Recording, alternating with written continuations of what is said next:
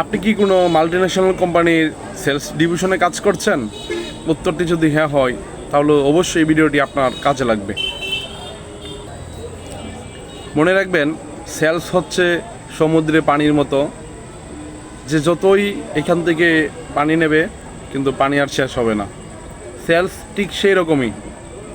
আপনি একটি দোকান থেকে কী পরিমাণ সেলস আনবেন তা আপনার উপর নির্ভর করে।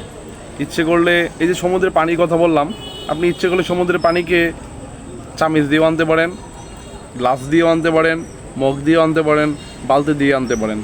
আপনি যখন বালতি দিয়ে আনবেন তখন আপনার সেলস টার্গেট পূরণ হবে।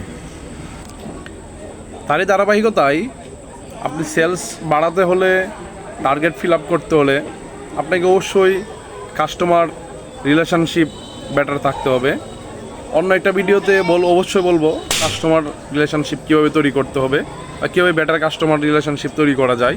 ধন্যবাদ সকলকেই। ভালো লাগলে লাইক, কমেন্ট, শেয়ার করবেন।